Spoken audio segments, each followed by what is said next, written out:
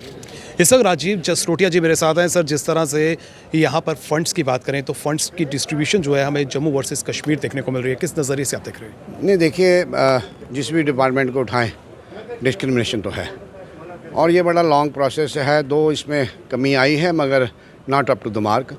आज भी जब हम पिछले बजट को देखते हैं, इस बजट को देखते हैं, डिस्क्रिमिनेशन डिस्पैरिटी हमेशा पाई जाती है। तो मैंने कहा आज ग्रांट्स में कि 12,703 करोड़ रुपए का आपकी साक्षी की सेंक्शन है, उसमें से 1431 करोड़ रुपया आपका सेंक्शन भी हो गया। उस सेंक्शन के बाद जब उसके डिपार्टमेंट वाइज उसकी बाइफिकेट करते हैं तो हर डिपार्टमेंट में डिस्पैरिटी है, चाहे एग्रीकल्चर हो, लॉ डिपार्टमेंट हो, हॉर्टिकल्चर हो, फिर आपका फॉरेस्ट हो, एजुकेशन हो, तो बहुत सारे डिपार्टमेंट में बहुत सारी डिस्पैरिटी है। हमने सरकार को यही कहा है, ठीक है कि सरकार को एज रहता है, 19-21 का फ़र्क चलता है, मगर मैकेनिज़्म क्या है, सरकार के पास तरीका क्या है अलॉटमेंट ऑफ फंड्स का।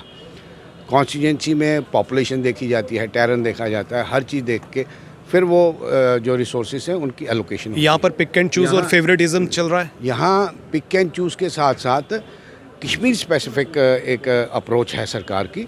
हमने वही बात ध्यान में लाई कि जो इस अप्रोच है, इस अप्रोच को अंडू करना पड़ेगा, क्योंकि हर नुमाइंदे का, हर जम्मू सूबा हो या कश्मीर सूबा हो, इक्वल हक है।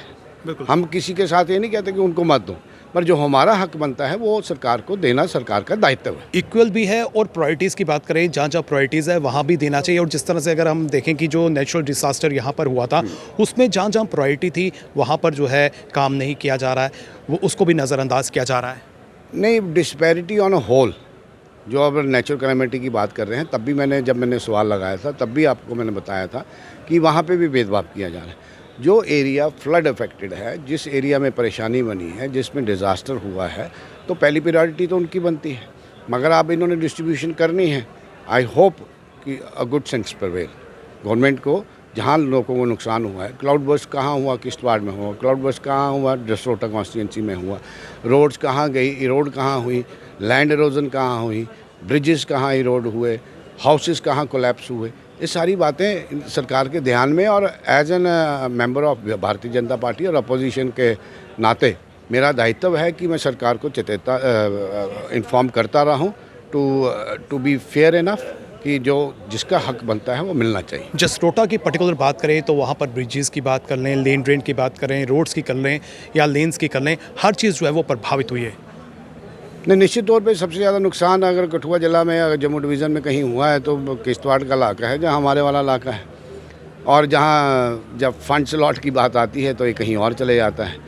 तो but we are on the job, हम अपना काम कर रहे हैं। जो जिसका ड्यू शेयर बनता है उसको ड्यू शेयर मिले। क्या एक्सपेक्टेशंस है, कितना लॉस हुआ है और कितना जो आपको लगता है कि इतनी अमाउंट मिलनी चाहिए ताकि इसको दोबारा से पटरी पर लाया जा सके? अगर मैं अपनी कॉन्स्टिट्यूंसी की बात करूँ, मेरी 60 रोड से रोड हो गई, मेरे 284 मकान चले गए, मेरा PHE की 26 स्कीम से इरोड हो गई, मेरा 242 हेक्टेयर एग्रीकल्चर लैंड इरोड हो गया, और RNDD जो रूरल डेवलपमेंट डिपार्टमेंट है उसकी लगभग 200 के करीब लेन ड्रेन्स इरोड हो गई। तो ये सारा काफ़ी बड़ी मात्रा में नुकसान है और इसकी असेसमेंट, इसकी सारा करके हमने सरकार को भेजा है, और जो हमारा ड्यू शेयर बनता है हम लेंगे।